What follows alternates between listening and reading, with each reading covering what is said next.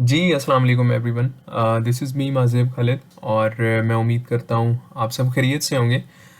Welcome back to my YouTube channel. और जो हम सीएसई स्कॉलरशिप की प्लेलिस्ट बना रहे हैं तो उसमें एक और चीज़ आज हम डिस्कस करने वाले हैं। वो बेसिकली है interview questions about acceptance letter. अच्छा, जब आप अप्लाई करते हैं मोस्ट ऑफ द टाइम तो इस तरह होता है कि जो प्रोफेसर होता है, कुछ प्रोफेसर्स होते हैं जो आपसे इंटरव्यू कंडक्ट करना चाहते हैं और कुछ प्रोफेसर्स होते हैं जो आपको वैसे ही एक्सेप्टेंस लेटर दे देते हैं।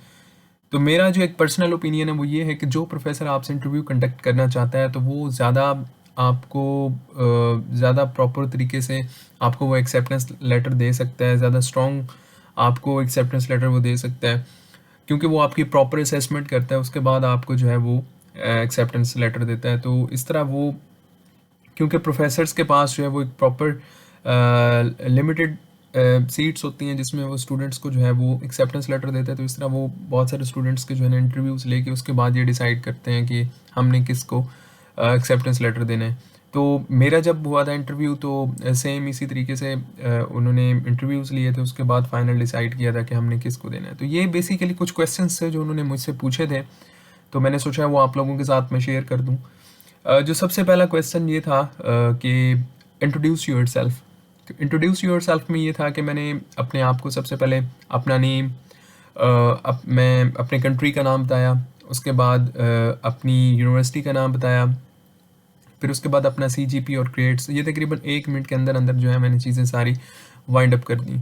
उसके बाद उन्होंने जो दूसरा क्वेश्चन किया वो ये था कि व्हाट अबाउट योर यूनिवर्सिटी, यानी कि अपनी यूनिवर्सिटी के बारे में बताया। तो मैंने अपनी यूनिवर्सिटी के बारे में बताया।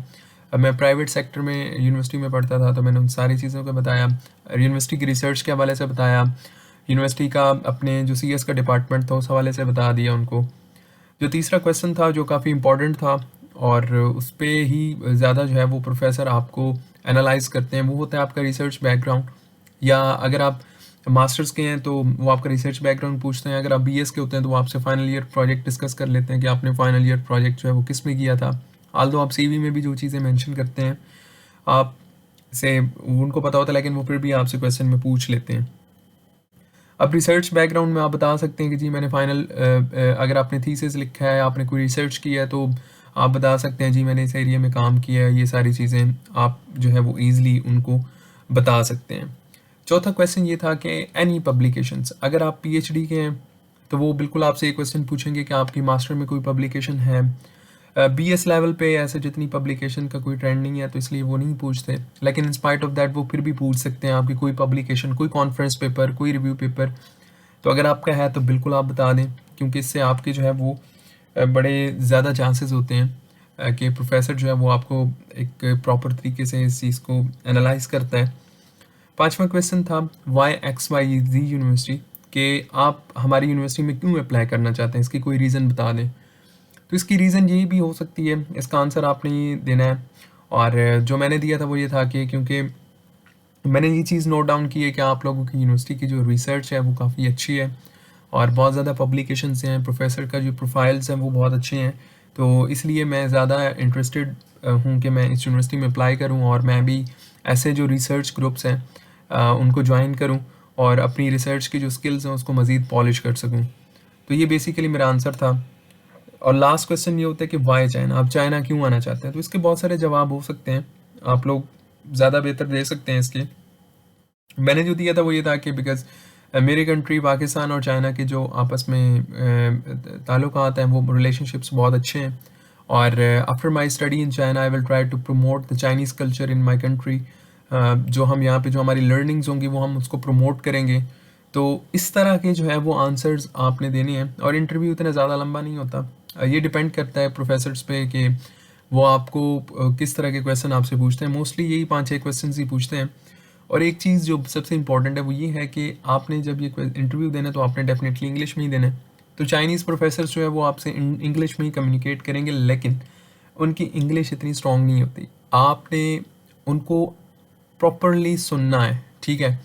आप उनको सुनिएगा क्योंकि वो बहुत ज़्यादा स्लोली बोलेंगे। आपने उनको प्रॉपर तरीके से आराम आराम से ठहर ठहर के जवाब देना। आपने कोई ज़्यादा एफिशिएंसी नहीं दिखानी क्योंकि उनको समझ नहीं आती। तो आपने कुछ प्रोफेसर्स हैं जिनकी इंग्लिश बहुत अच्छी है, कुछ की है जो बहुत ज़्यादा एवरेज हैं, तो आपने प्रॉपर तरीके से इनका आंसर करना है। और ये नहीं है कि अगर आपसे कोई क्वेश्चन पूछे तो आप कहें जी आई डोंट नो, नो आपने ये नहीं बोलना, आप कुछ भी जवाब दे दें, दैट इज़ इनफ।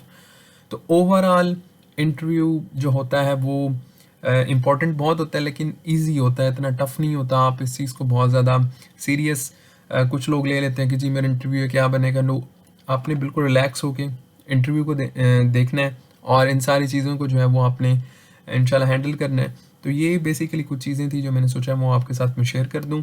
हमने और भी काफ़ी सारी वीडियोस जो है हम इस प्लेलिस्ट में ऐड की हैं, आप वो भी देख सकते हैं। लिंक जो है वो वीडियो का वो डिस्क्रिप्शन में, प्लेलिस्ट का आपको इस वीडियो की डिस्क्रिप्शन में मिल जाएगा, तो आप वहाँ से बाकी वीडियोस को भी एक्सेस कर सकते हैं।